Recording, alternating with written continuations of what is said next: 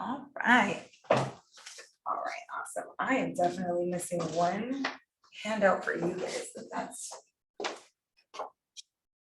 me get that piece done.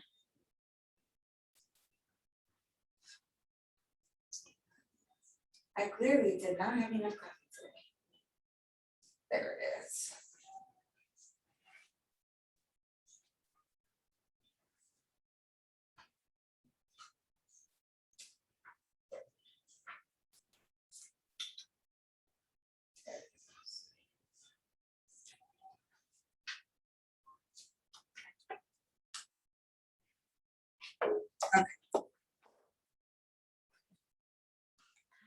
All right, technology happens, but welcome everybody, whether you are watching from home. The one thing I do ask for those of you that are watching from home, if you see somebody trying to get into the weight room, please see if I miss them, let me know so that I can pop them right in. What I want to go over today with the group that's here, we're going to go over a couple things. So you guys know me, I like to talk about systems and models. I'm going to talk about what this class is, and then I'm going to talk about what this class is not. When we are looking at our real estate business, it's really important that we go based on understanding that as we build a real estate business, we're looking at a system and a model, a technology or a piece of technology that's going to help us to implement that system and model. And the person that is actually doing the activity. Now, depending if you're a solo agent, that person might be you, or if you're part of a team, then there may be different individuals that are on your team that are taking care of some of those different elements. The second part of that is when we talk about technology, I don't want you to get overwhelmed in terms of thinking of technology just as, you know, the actual day-to-day technology that we use. Technology, if we look at how these systems and models were actually implemented 20 years ago, that might have been a 4x6 set of index cards, right? So that was the technology that Gary Keller used. It's an example when he followed up this database was actual index cards and one of those like recipe boxes that he used that had every single month of the year. So he knew when to follow up with somebody. So obviously the technology has changed a lot since then. And that's what we're going to talk about today. What we will not be talking about. So I always like to be really clear about what this class is not. This is not a technology class. So that class was yesterday and we'll have that class periodically where Diana is going a little bit more hands-on with you guys around, the technology that's going to be available. What it's not is, we're going to talk about different systems of lead generation, different pieces of strategy, but this isn't a scripts and role play class. So I may mention certain scripts and pieces around that, but that's not necessarily what we're going to cover today. Where I want to start, and I always tend to start here, is we're going to go through, let me get all this off of here. We are going to go through really understanding the life cycle of a transaction and the life cycle of a lead. So for those that are at home, let me pop this up a little bit because I want to make sure you guys can see that whiteboard. When we really start looking at our business as a whole, and I will have some handouts here and then some uploads for you guys as well. When we really start looking at our business as a whole, one of the things that's really important is understanding the life cycle of a lead, the life cycle of a transaction, and understanding when a lead is potentially entering our system. So if we know that this line here is we meet somebody, and down over here is when they actually transact business and we get paid, right? We know this is what we would call our contract to close time period. And we know that for the average person, according to National Association of Realtors statistics, there is a period of time about 7 to 10 weeks before somebody transacts business that they make a decision and say, hey, yes, I'm going to go ahead and move forward and I'm either going to buy a house or I'm going to sell my property.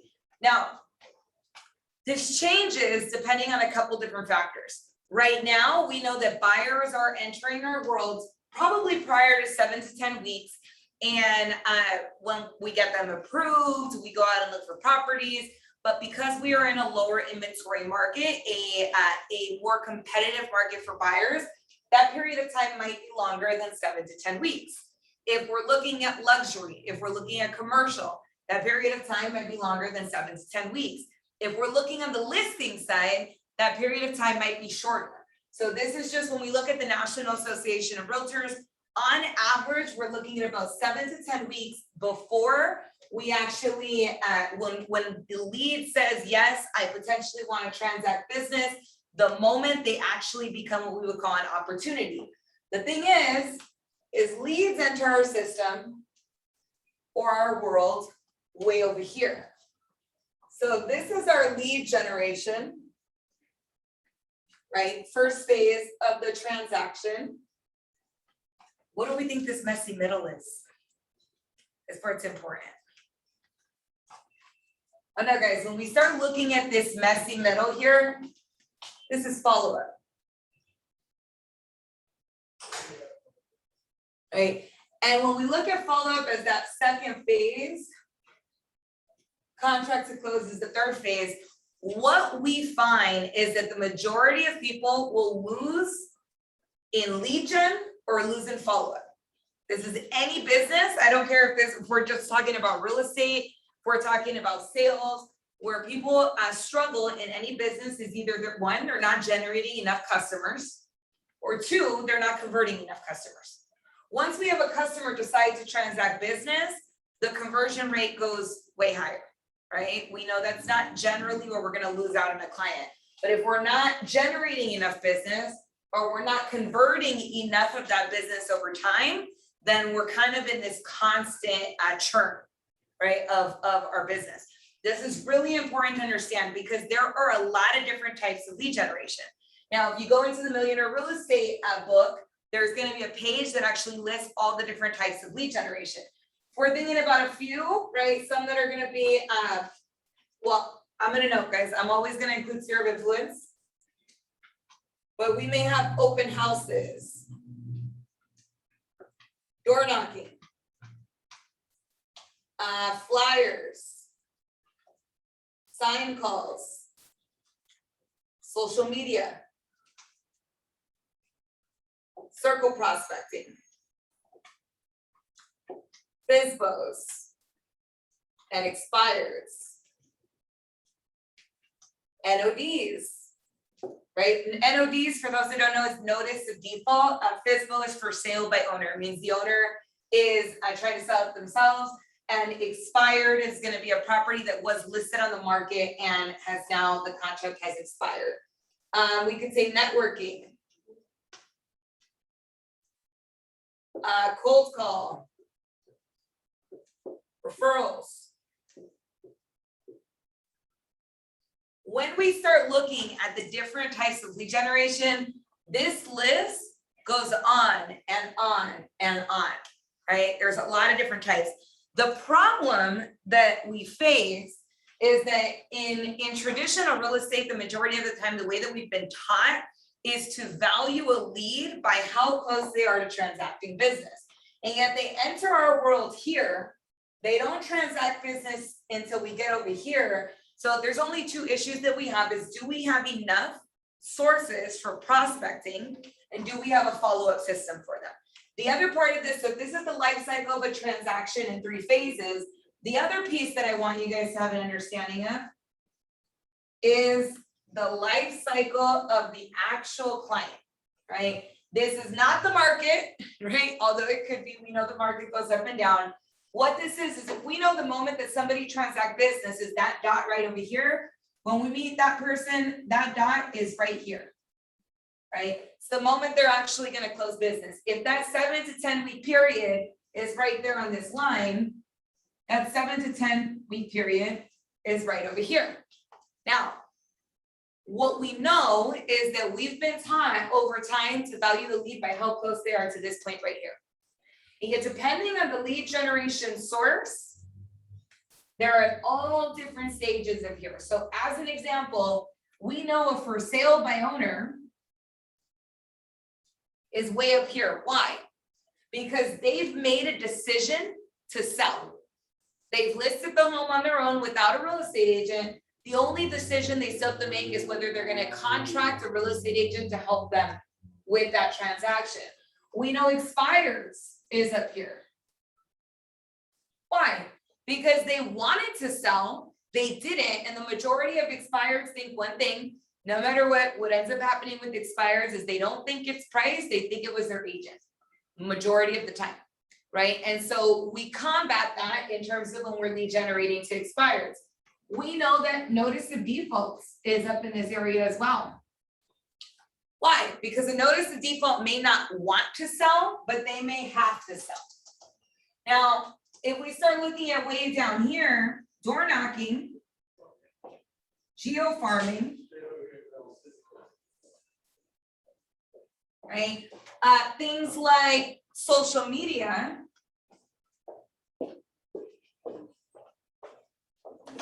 all of these different forms of lead generation, while they're effective, they're not necessarily going to be at the right stage, right? And so what happens? Somebody walks into our open house and maybe they weren't 100% ready to go. And we talk to them, we follow up with them once, but they're nowhere near the top of the funnel yet. And we stop following up. And we lose that business in the follow-up. That's why we call this the messy middle, the follow-up, right? Or the other issue is that we may not be generating enough business. The other thing that's going to be really important about this is how do we, if we know that they're entering at different places in the business, right? And they're entering our world at different places in their transaction journey, life cycle of a transaction. We also know that once we do transact business, that same individual has the opportunity to help us transact more business. So let's dig into that a little bit, and then we're going to talk about some of the systems and models of how we feed this and how we work it over time. If this is the moment, so we get the client, we follow up correctly, we get to contract to close, and they decide to move forward. We transact business and we close the deal, we get paid. We love that, that's great. And then there's two things that happen. Some agents abandon the clients. They never hear from that real estate agent again. NAR also says that it's over 70% of clients that say they would refer their agents, and it's less than 10% that do, because they don't hear from those agents again. So we know that the day after close of escrow, the lead falls to right down here. And from a valuation perspective, if we were to put a number on it, the day after a client transact business, that lead goes down to 0. Why? Because not very many people buy a home the day after they bought a home. Okay? If we're looking at traditional residential real estate, we know that then this period of time to this period of time is going to be between 7 to 10 years. In 7 to 10 years, this same client is going to sell their home and buy a home. Now we have 2 opportunities, 2 additional transactions. We can assume that that happens essentially every decade.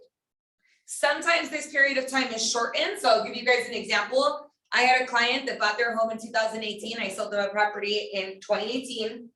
They called recently, and I used exactly what I tell you guys on Mondays, right? During the weekly market update, we talked about home appreciation and values on the rise. They called to ask if they should take out a second loan to get solar panels on the property. Okay. I advised them about that. And in the midst of that conversation, I mentioned to them that home values in their area had gone up by 27% at the time. Right now, it's about 17% in Los Angeles County, about 27% at the time. Within 2 weeks, they had decided not to get solar panels for the property. They decided to contact their job and find out if they could commute indefinitely. And they closed on the sale of their home about a month ago, and they just closed on the purchase of their new property, right? Because we had a conversation. So this time frame does sometimes shorten. That's why I want to put it in perspective, is we know that this is approximately every 7 to 10 years. And yet when markets shift, that can shorten the time frame. The other thing that's going to shorten the time frame here is going to be if it's a different client type. So as another example, I have a client that is, he purchased his first duplex. It was a 2-unit that they just purchased. They're already looking for their next property because now they're looking at investments, right? So investors can shorten this time frame as well. So that is going to change a little bit about when we're looking at this client type, what that looks like. The secondary part of this is in the same 7 to 10 period, we know that if we stay in contact regularly, if we implement a system around our business and we are consistently communicating with them, we're the first person they think of when they think of real estate. We're the most credible person they think of when they think of real estate, and we're easy to reach, then we know that every client can generate us referrals. Now, let's assume that we're being conservative and that amazing client that we have in 10 years, 7 to 10 years, let's say they only give us 4 referrals, right? Now we know that that same client for the transaction here, 4 here, 5, 6 here, and we assume that happens every decade. This is how we increase our business over time. So why doesn't every single agent have exponential increases like this? Right? Systematically, I will tell you right now, we know this to be true. I have a great friend of mine, Garrett Maroon. He is a Keller Williams agent. He runs a small team. He's got a database of 500 people, and he closes 50 transactions on average every single year without fail. Okay? He does no cold prospecting. I'm gonna say that again. He does absolutely no cold prospecting. His entire business is based on executing what we call the perfect 36 touch. Okay. Now, okay, so I've gone over life cycle, lead, life cycle, transaction. Before we move on and talking about 36 touch, are there any questions? And let me check my chat box here.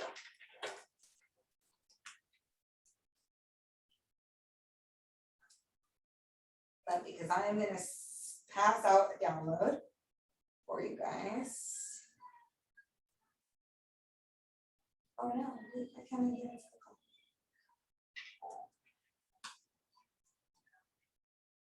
I'm going to upload a download that we're going to go over right now in the group for those of you that are online. And then I will make sure that oh no, okay. Let me just get in on here so I can share that with you guys. Okay. And then for those of you that are in the room, I'm going to hand this to you.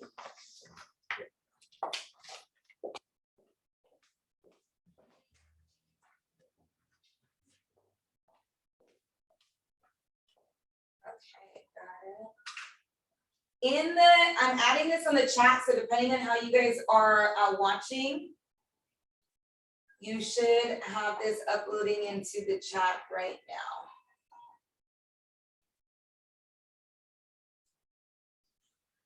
And then what I'm probably gonna do is for those of you that are on, I'm gonna screen share it. I think that's gonna be the best way to show it to you guys.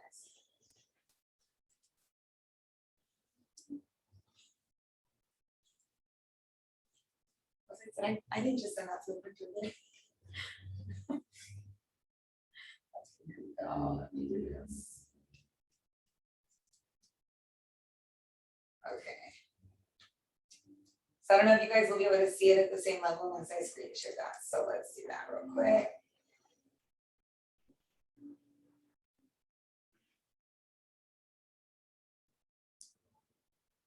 Okay. I'm hoping at home you guys can see the correct page.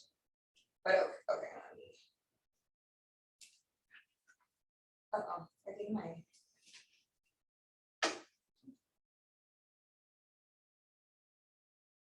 This is the technical difficulties of. Okay, perfect. Okay, so to share a little bit about why we talk about this. Now, When we're looking at life cycle of this transaction, we're looking at life cycle of the client itself. What we find is that there's one way that we connect the two of them. That's called a 36 touch, right? We have what's also called an 8x8, and I'm going to talk a little bit about what those are on this system.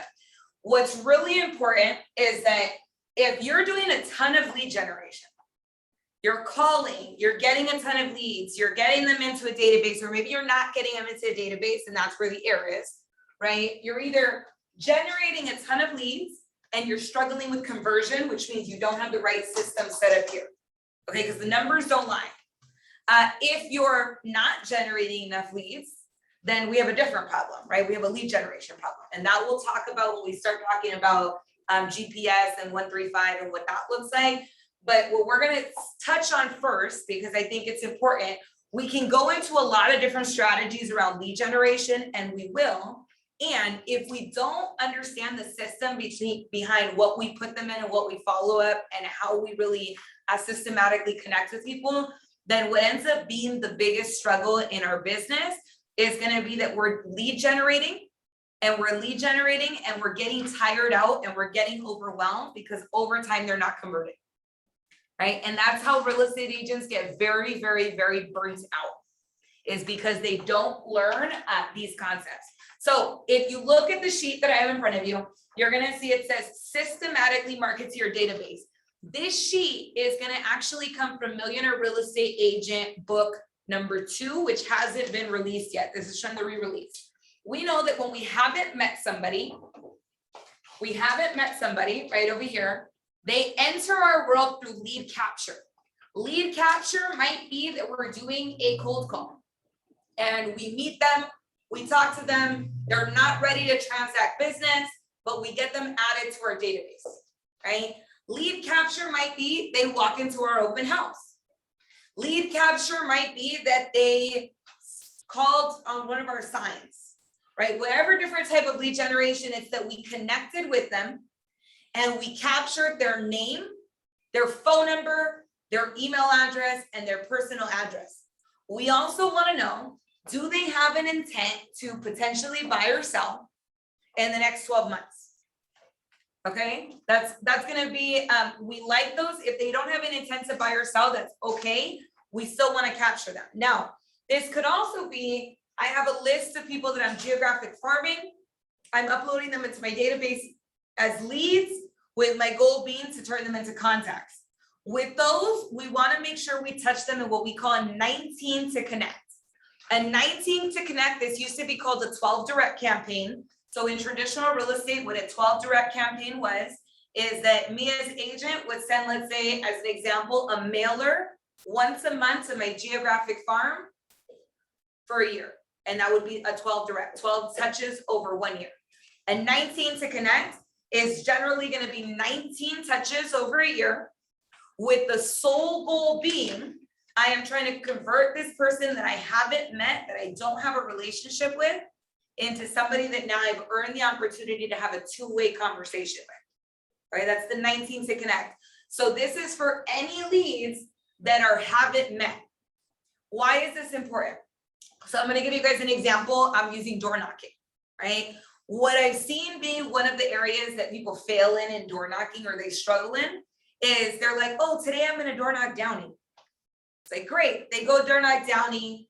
They have a great time door knocking Downey. They don't get a lot of traction, or they don't get a lot of results. And so next time they're door knocking Southgate. And next time they're door knocking, I don't know what, Bellflower. And the next time they're door knocking Paramount, right? And because they didn't get the result they wanted, they're playing a very transactional approach. They go and move on to the next one. Right? And yet what we know is that consistency is what allows us to connect. So when we really look at geographic farming and we look at it as a strategy, we choose a farm, we door knock them regularly, we call them regularly, we might do events in the area regularly, because our goal is to make sure that we are the first person that that person thinks of when they do real estate. That's not going to happen by meeting somebody once, right? It happens by being consistent. Now that is a cold lead source, that is a group of people we haven't met that we're looking to connect with. So 19 to connect, you guys can see that right at the bottom. There is still 4 calls. We call them every quarter. 12 touches. This could be a monthly email, a market video, a market report. This could be that we're door knocking and we're dropping off a market report for the area once a month in our farm, right? And if, let's say you have a farm of 1,000 people, that's 250 people a week. Okay, so then we start really breaking it out. 2 touches, promotional direct mail, such as a magnet, calendar, market report, etc. With these 2 touches, I'm going to note something on this. If you are starting out, right now, we know a lot of people will do the calendars, a lot of people will do these different items. If you're not doing a lot of promotional touches and you want to invest in one type of promotional touch, when it comes to actual mailers, because obviously that is going to be a higher expense, the highest conversion rate that you will get on any direct mail are going to be proof of production posts. Proof of production posts are going to be things like just sold, right? Or just listed or whatever that might be. But you're also going to want to speak the language of the moment. So as an example, one of my colleagues right now, a good friend of mine who teaches and runs a pretty large team, one of the things that she started doing was in her proof of production mailers, she started talking about the 7 reasons you should sell now, right? The 7 reasons for sellers to sell, which had to do with low inventory, high prices, low interest rates, a lot of buyer demand, right? It's kind of what's happening in the market. She's just spelling that out for the clients, and she's letting them know that home values have appreciated because you want to get their wheels turning. You want to create that curiosity. And then 1 touch, annual event, party, movie screening, get together. When we're looking at something like a geographic farm, this could also be something like you're doing open houses in that particular area, right? Or as an example, I know an agent that I was talking with around a strategy for this, and she does a block yard sale twice a year that she organizes. Here was the problem. She was becoming known as the yard sale person and not the real estate person. Why? Because she wasn't marketing her real estate side as heavily. She thought that building those relationships was going to be enough. So people have to know you, like you, trust you, but they also have to find you credible, right? They have to know you're in real estate. We can't be secret agents, okay? That's the 19 to connect. Now, once we've connected with somebody, meaning now I've earned the right to a 2-way conversation with somebody, we have what's called, right here in the middle, we meet them, it's called a 7 to cement. If you're familiar with the Millionaire Real Estate Agent book, this was known as an 8x8 before, okay? An 8x8 was 8 touches over 8 weeks that cemented you in the mind of the client. We're talking 7 to cement. This is 7 touches to cement you in the mind of the client. Here's the reason why we're not calling it an 8x8 anymore. The 7 to cement is going to be a short time frame. Now, if the client is up here in this life cycle, closer to doing business, like I said, the for sale by owner, the expired, the notice of default, right? Somebody that needs to transact business very quickly, then I don't want you guys to wait 7 weeks or 8 weeks to touch them 7 times, right? That time frame gets shortened because they're up here, they're ready to go. So you need to be consistently talking with them. That might be, and you can see it right here, a phone call, an email of services, a phone call, a handwritten note, a phone call, an email market report, a phone call, right? That's a lot of phone calls. What happens? The average real estate agent follows up less than 2 times. That's been studied. It was like 1.7, which you can't do 1.7 touches, right? It's less than 2 times the average agent follows up with somebody. And yet we know that what happens, people get busy. Sometimes we don't return phone calls for a week, right? And we stop following up because we think we're bothering them. And yet they're right there wanting to transact business. And all of a sudden we lost them to somebody else who was there when they needed us, right? That's the 7 to cement. A 7 to cement is also designed to make sure that they know exactly who you are. So you make a cold call, you connect with somebody, they are potentially interested in services, but they're not necessarily interested in your services right now. If you don't talk to them for another year, another half a year, another 3 months, they are not going to remember who you are. I talk to people that don't remember who somebody is a week later, right? Because they're not getting that consistent follow-up. So a 7 to cement is to cement you. It was so, here, I'll give you guys an example. You meet somebody on a cold call, they give you their information, they're open to being followed up with, maybe they want to transact business a year from now. All of a sudden, the next day, we send an email. So great to connect with you. Wanted to just send you a little bit about who I am, a little bit of your bio. This is what I do. This is what I specialize in. This is how I can help you, whatever, right? They get that. Then you send a note card with your business card. It was so great to talk with you.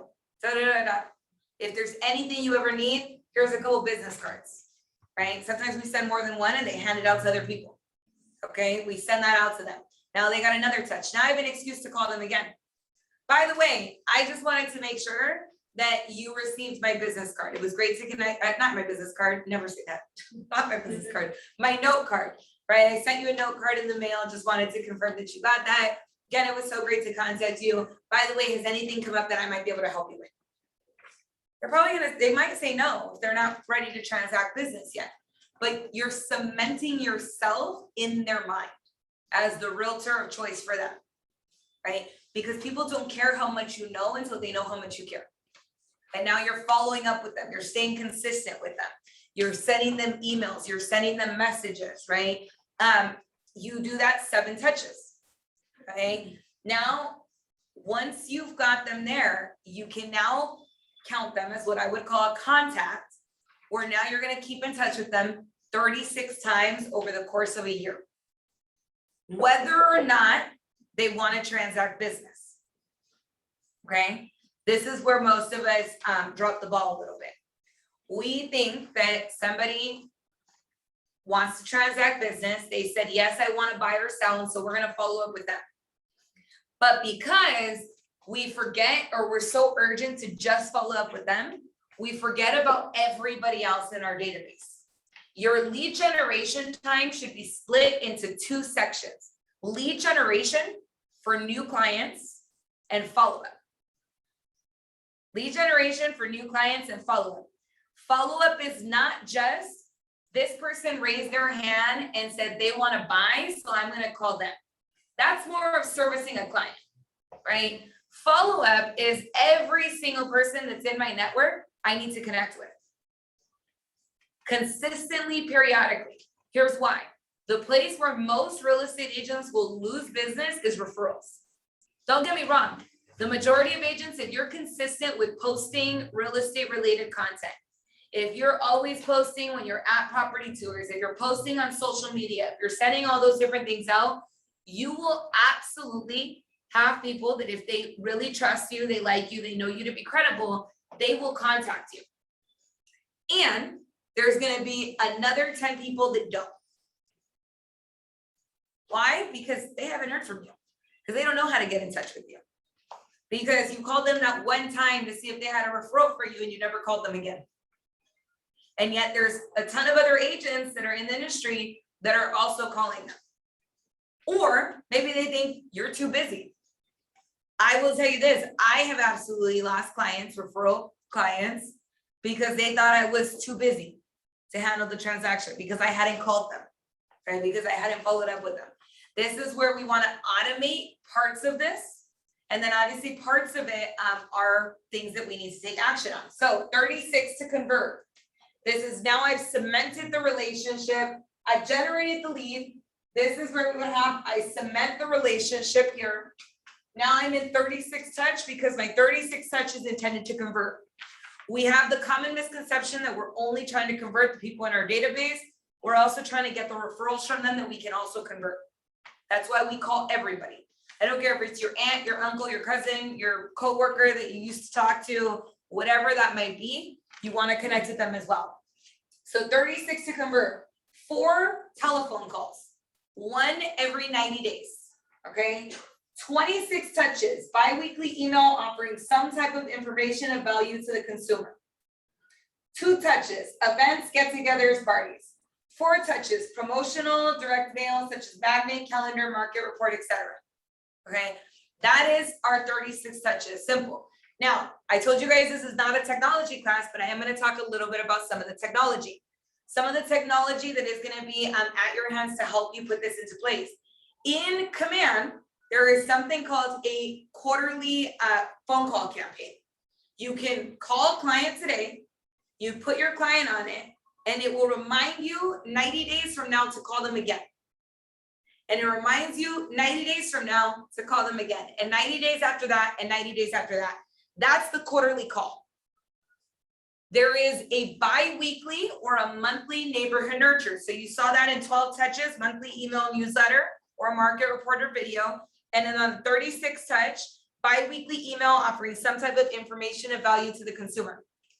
In Command, if you have their address of where they live, you can put them on a campaign called a monthly or a bi-weekly neighborhood nurture.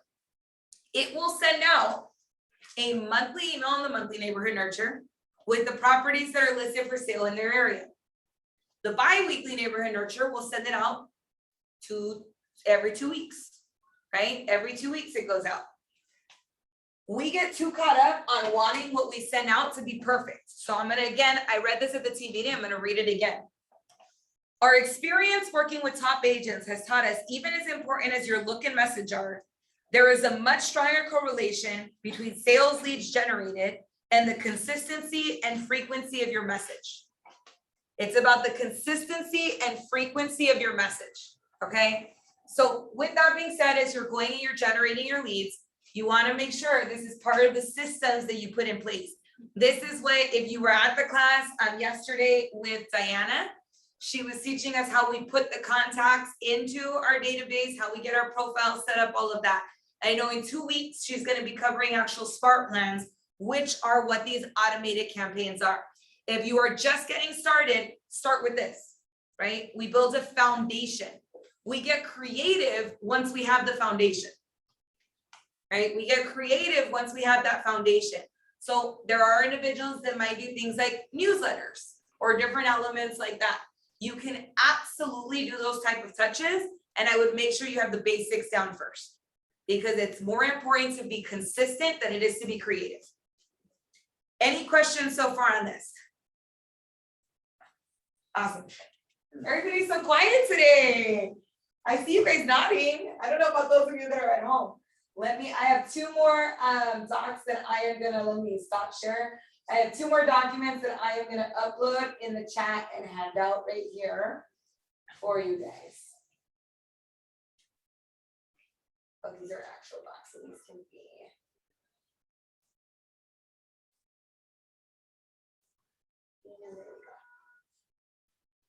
Okay, so let me hand these out for you guys as well.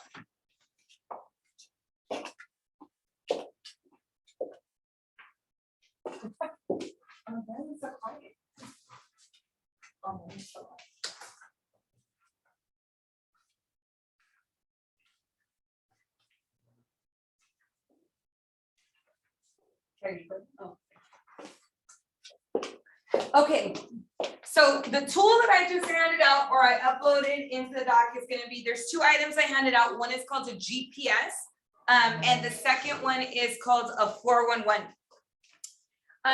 When we look at our business plan overall, right, and we start thinking about what we want to achieve in our business, we really have to get very consistent on how we execute what we're going to do in our business, right? We come into the business a lot of times and we want to we're like, oh, what do I do first? And I want to learn open houses, and I want to learn how to door knock, and I want to learn scripts, and I want to learn X, Y, and Z. And that's great. And we have to be very systematic about it. Everybody's business plan is going to be a little bit different. This one, and here's the thing as well, when we start thinking about a business plan, one of the things that Gary Keller follows, if it's more than 1 page, you're probably not going to execute on it. Okay, because we need it to be something that's consistent, that we can be held accountable to. When we're traveling, in order for our GPS to actually give us the directions, what do we need? What was that? The address, absolutely, right? In order for our GPS to give us the right directions, we need the address. So when we look at our goal, right? When we look at our goal here at the top, Our goal is our net income goal and close number of units. This is what we call, the part of the economic model. So in the Millionaire Real Estate Agent book, hi, there's a puppy here, guys. In the Millionaire Real Estate Agent book, there are 4 models. The first is going to be the economic model. The economic model says, if you want to make X, right, we reverse engineer whatever X might be, and we figure out what are your expenses going to be for the year. What is your cost of sale going to be for the year? Based on that, how many transactions do you need to close? How many appointments would you need to go on to generate the number of closed transactions, right? We basically reverse engineer it back. There is going to be a tool in Command that allows you to do this. It's going to be the goals section. We will probably cover that a little bit later. I'll share where you guys can go ahead and do that. Does anybody have an income goal in mind of what they want to make?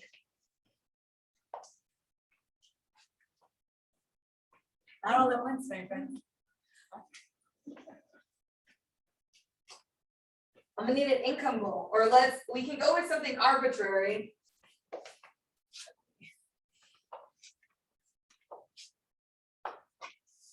Okay.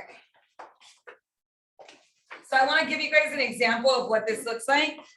So let's say, for example, that you want to make a profit of 100K. Right? This is profit. So when we talk about profit, we're looking at what our net income goal is.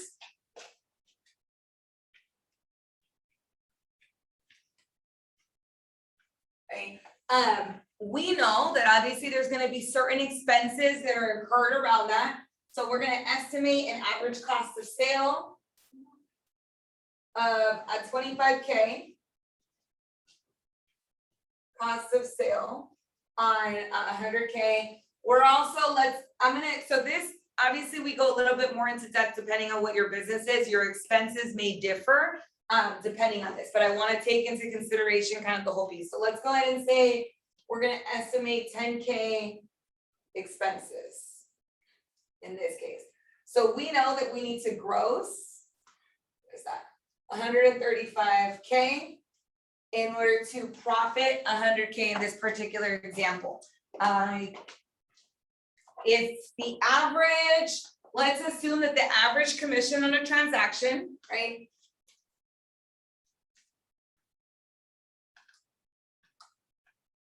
Is 10,000. We can't do 13.5 deals, right? So we're looking at 14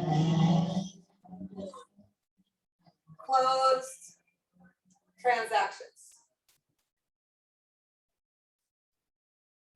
If we're assuming, let's say 14 closed transactions, I always like to calculate a fallout rate.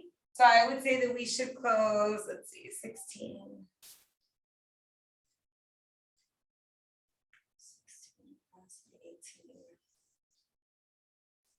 18. Okay, so to close 14, we want to open 18 transactions.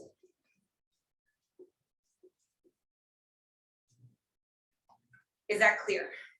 So I'm going to say that again, so I know I was writing while I was sharing it.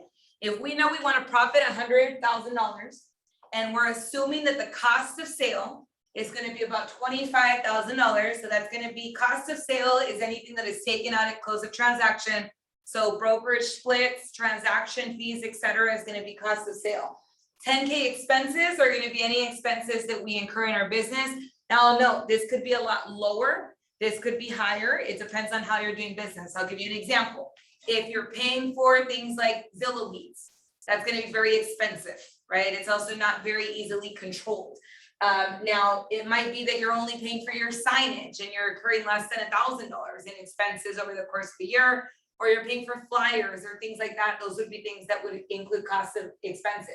So we know that if we're calculating a 10K cost of expense and a 25K cost of sale, we're looking at about $135 in order to walk home with 100K. If the average commission is $10,000 on a transaction, it's probably a little bit It fluctuates, so I would say depending on price point, 10K is a good kind of reasonable place to start. This may be different if you're focused in a different market segment. As an example, commercial or luxury, that might be different as well, right? Now, 10K in this particular scenario, that's 13.5 transactions. We're always gonna average up to 14 transactions here to close 100K. And yet we know that sometimes we open escrow and something happens. The person buys a car and the deal falls out of escrow, right? The person decides they don't want to sell anymore, and so the deal falls out of escrow. Whatever the scenario might be, we know that there's a fallout rate. So in order to ensure that, we want to project a higher amount of transactions that we would need to open. So in this model, we're assuming 18 open transactions. In priority number 1, that becomes what we put in right at the top, at the goal, right? It becomes, I want to make $100,000 and I want to I want to close 14 transactions or help 14 families, or however you want to word that, right?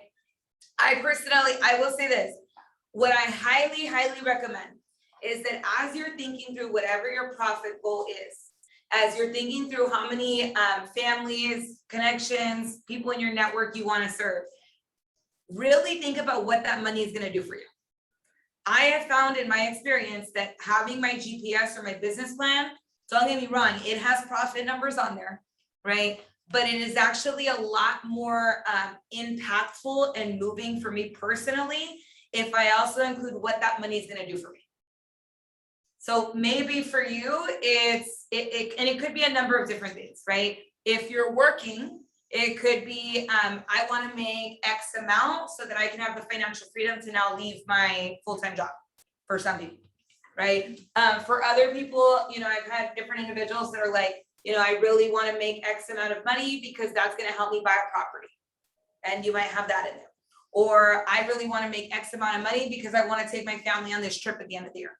And that's going to allow us to have our living expenses and also be able to go on this trip, right? Life by design, not by default. Really think about what it is that that money is going to do for you, because logic makes people think. I can teach you guys the numbers behind this all day long, but it's the emotion that's actually going to make you act. Same thing with your clients. It's going to be the same thing for you. So it's about finding what's that emotional moving reason that is going to impact you and motivate you to move forward in your business, right? And actually take action. Some of the best examples that I've seen, I'll know I don't have kids, I have my nieces and nephews, but some of the best examples I've seen is when somebody is like, I'm doing this for my family, right? And this is, I need to make this happen because of X, right? Those are things that, so consider what that looks like for you. For me, it was being able to make sure that my parents are always taken care of and they have nothing to worry about, right? All of those different items. So really think about that, put it in your goal, because this is your business plan. And then we start looking at priorities. So we like to include what we would think about here is if we know 14 transactions, we need to open 18. We are looking at each priority as what's going to help move us forward in terms of really implementing this part of our business. And then how many transactions are going to come from that. For every single person, one of your priorities needs to be around building your database. Okay. Everybody has at least 200 people in your network that you know. You may not always remember them. There's a great brain jogger exercise that's done in bold that will start saying words. And it's like, who do you know when you think about the gym? Who do you know when you think about accountants? Who do you know when you think about high school? Who do you know from this? Make a list of every single person that you know. Friend, family, connection, colleague, coworker, or otherwise, right? We get very nervous about contacting the people in our network. The average agent will do their first piece of business with somebody in their network. That is just a proven fact over time. So you think about how many transactions am I looking to generate from my 18 or whatever number it is for you with that lead generation lever. And then you pick another lead generation lever. Oh, I erased the list, but we saw a list of how many different lead generation sources that I posted. There's a lot, right? There's a lot of different opportunities for lead generation. It might be open houses. It might be social media and online lead campaigns. Whatever that may be, you're gonna pick one. You're gonna identify how many transactions you want to come from that. And you're gonna, so you have to have 3 lead generation levers. Now, we're not gonna go as in-depth into this today. What we will be going in-depth into in probably our next session is I'm gonna pick a lead generation lever, and we're gonna go through what a real strategy around this looks like, because this is 5 bullet points, right? I'm gonna look at what does it look like when you actually have like a playbook around a specific type of lead generation. That might be, and I'll probably, I'm gonna look through a couple. I'm gonna see which ones are gonna be the fastest and easiest for the group to implement, right? And we'll go over an actual playbook. What a playbook looks like as an example. I have an open house playbook that goes over, this is how many open houses you should do regularly to transact X number of business. This is if once you get the open house, here's how to go get an open house. If you don't have your own listing already to do an open house, here's how to get one, right? Here's how to, what is everything you should be doing before the open house. It has a Monday through Friday, or I'm sorry, a Monday through Sunday calendar of what do you do every single day around the open house. Who are you calling? Are you sending a mailer? Are you doing a social media ad? Right? We don't just look at it as just, I'm hosting an open house. It's what's the full strategy around that. How many leads should you generate from it? What do the follow-up scripts look like? Right? It's all of that. What does the follow-up campaign look like? What does it look like when you put them in your database? All of those are going to be pieces of an open house playbook where we look at a lead generation lever like this and we're like, okay, I have a plan of action around this. And there's different ones. So we'll go through at least one. If time allows, we may go through more than one. I've gone through the sphere of influence one fairly frequently. We'll probably do that one again, but I will make sure we kind of dig into that a little bit more. Fair? All right. Any questions? No. You guys? Yes. Yeah, absolutely. That lead generation. Yes. I can actually show it to you guys. It is on the Millionaire Real Estate Agent book. Let me pull it up. It is page, I think it's actually page 138. It is page 138. So if you have the Millionaire Real Estate Agent book, the lead generation levers is going to be on page 138. Okay. When we look at that, and I'll show it to you as well, since you're here, you'll have a chance to see it. What I really want you guys to understand, there's 2 categories of lead generation. There is prospecting. Prospecting is we're actually taking action and we're going and making phone calls or meeting people in person or doing open houses. Those are prospecting. Then there's marketing. Marketing is I make posts on social media, but I'm not actively reaching out to somebody. So it's not as proactive, it's passive. Your business cannot function without proactive prospecting. Our business is prospecting based and marketing enhanced. If you're trying to do a marketing based business and prospecting enhanced, that takes a lot of money, right? It does, because you need, what happens, it's like Coca-Cola. Coca-Cola is one of the most well-known brands in the world. They spend a lot of money on marketing, right? They're not calling people all day. They are, because they're calling businesses to make sure those businesses can stock Coca-Cola. They're making sure they're creating partnerships, right? But their business is marketing based. In our business is prospecting based and marketing enhanced. But I will go over that list because you're going to see 2 that are there. Like sending a mailer is marketing. Prospecting is picking up the phone and making a call. Prospecting is having a networking event, having an open house event, right? A client event, etc. That was a good question. Any other questions or any from at home? If you guys want to put anything in the chat box as well. Going once, right? Going once, going twice. All right, my friends, then for today, look, I got you guys out 2 minutes before. I know I've gone over before. For next week, and I will know, right, this is sometimes a little easier to do in person, but I'm hoping you guys were able to see the whiteboard okay from home. Next week, we will go over lead generation levers. So we're going to go over this a little bit more in depth. If you have your GPS, whatever business you're in, I will be honest with you guys, I have a GPS and it is posted on my pin board. And I just realized I didn't go in depth into the 411. We will go into the 411, I promise, next week, because that is gonna work in tandem with your GPS. So I shared it with you guys. You guys got a bonus sneak peek of what we'll go over next week as well. All right, my friends. All right, with that, bye guys at home. And let me close this out, and that way I get that.